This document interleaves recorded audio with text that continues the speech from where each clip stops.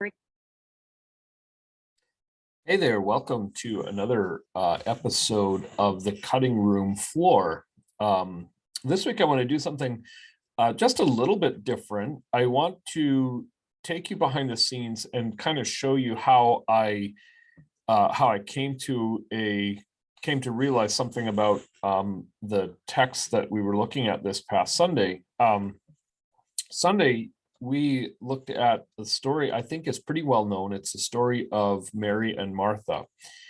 And in Luke chapter 10, verses 38 through 42, we read a very short story in which Jesus visits the home of a woman called Martha and then her sister Mary. And the story has become sort of well known because at least in a North American context, which is we're a very, very busy culture. We're very, we've always got stuff that we're doing and getting done. And so this story has been used as kind of a corrective to say that we shouldn't be so busy with stuff and we should make sure that we're doing our devotions.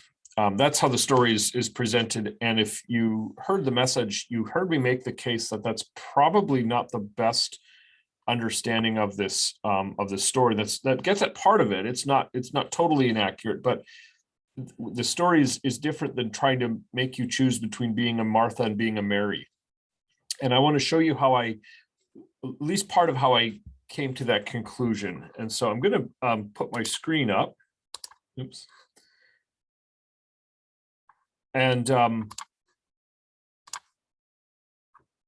you go. You can see we have the text here in front of us.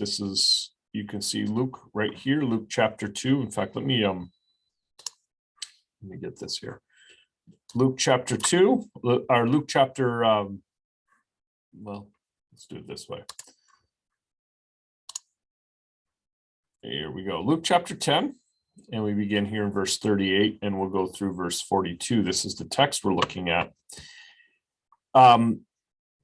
There's the word that I want us to focus on. And when you study a text, and whether you're studying it for your own personal Bible study, or if you just want to go a little deeper into a passage, or if you've got to lead a Bible study, a group Bible study of some kind, it's always good. I think it's always fascinating actually to find the words that are in the text and kind of crack them open and see what you can dig out of them, because oftentimes words, it's kind of like there's more than meets the eye. And this is just one case. So we have the word here, serving. And when I was looking at this passage, I got to thinking, well, what is really going on with that word? What do we mean by the word serving? What is Luke trying to get across there? And as it turns out, now this is where some Greek is helpful, because you can actually find out that here's another occurrence of the word, and I think there was one more as well. But in any case, if you have the Greek, you actually see that the word is used at least 2 or 3 times in this passage. And when you see a word repeated like that, that's always a clue. And that should always tip you off to the fact that it's a word that has some significance. And so that's your first clue. When you're reading a passage and you see a word that is repeated, especially we're dealing with a passage of about 5 verses, and there's at least 2 times that this word is used. That's a clue that the word has some meaning. That's a clue that you ought to spend a little time cracking that word open and trying to figure out what's going on. So let me show you. You can do this at home with a concordance, and there's even resources online that you can use, websites and that. What you're really after is, the first thing you're after is, where does this word occur? And what I'm doing, I've got a Bible study software program here that is pretty extensive and allows you to do this fairly easily. So I'm going to open this word up, and actually this tells you that the word is diakoni, gives us our English word for deacon. And what we're going to do is we're going to do a little word study on it. So we click here. Now, again, this is where you have to bear with me a little bit, because having the tools of technology here makes it a little easier to do this. But I want to take you here. This this handy little tool, it's a visual thing. It gives us the Greek word that we're looking at, diakonai, and then it gives you all the possible ways that the word is translated in the NIV in our New Testament. So so here's what we can do. Whoops, let's I'm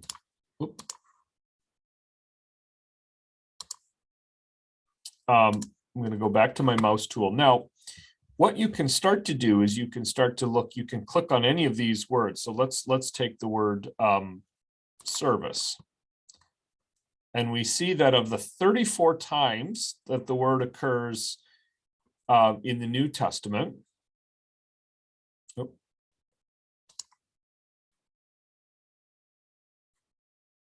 no, let's stop with that. There we go.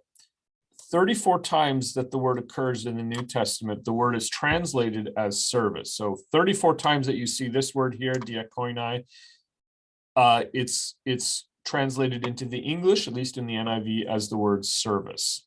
And then you can see some of the examples. There are different kinds of service, but the same Lord, service of the Lord's people, the service that you perform, the service by which you've proved yourselves. Now, the question that you're beginning to ask at this point is, okay, what is the context? How does the context here help you understand this word a little bit better? So different kinds of service, but the same Lord. We know there that Paul is talking about use of spiritual gifts, right? There's the bigger, the context there, 1 Corinthians chapter 12. We happen to know that, and you can look it up, but it happens to tell you that spiritual gifts is this idea of using what God has given you to serve in the context of the church and a ministry. The same thing here, you look a little further here, they've devoted themselves to the service of the Lord's people. Now you're beginning to see that in that context, Paul is using that word in a very positive sense. So so that's already beginning to give you an understanding of what's going on here. Let's look at a couple of different contexts. Let's just pick one at random here. Task. Acts chapter 20, verse 24. Now, again, this is some advantage of being somewhat familiar with the New Testament. We know that this is Paul, and he's giving his testimony. And he uses the word here, he uses the word service, and it's translated as task. But again, he says, Paul says, I consider my life worth nothing to me. My only aim is to finish the race and to complete the service, the ministry, the task, the duties of ministry the Lord Jesus has given me, the task of testifying to the good news of God's grace. So you ask yourself again, what is the context there? What is that? How does that inform your understanding of the idea of service or ministry? And again, you see it's a mission from God. It's something of great value. We can go a little further. Let's look at,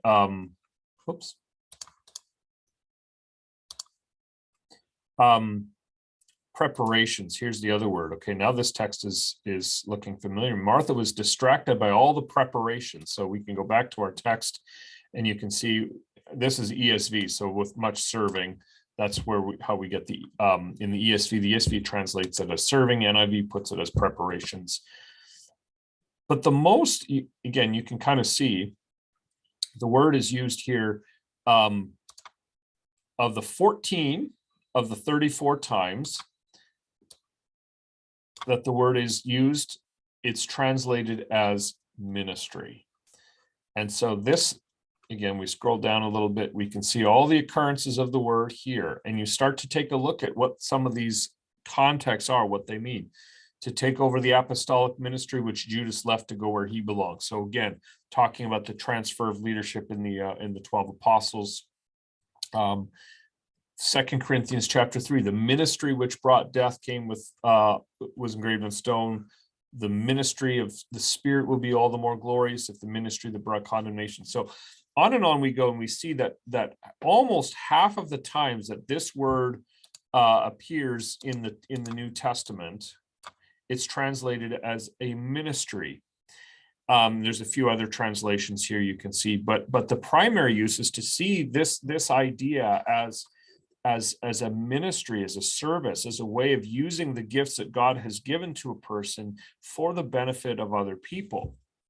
Now, the reason that I suggested to you, at least on Sunday, the reason that I sort of emphasized that point is because in the story, Martha is, we tend to look at Martha as her biggest problem is that she's focusing on all of the wrong things. She's doing things that are unimportant.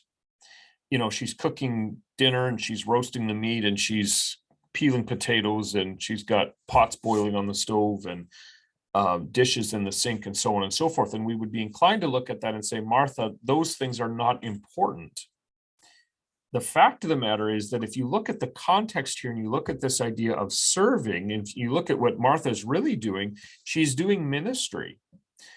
It's Martha's problem is not that she's looking at the wrong things. It's not that she's engaged with the wrong things. It's not that Martha should be, it's not even that Martha should be, try to be more like Mary who's doing her devotions. Martha is doing ministry.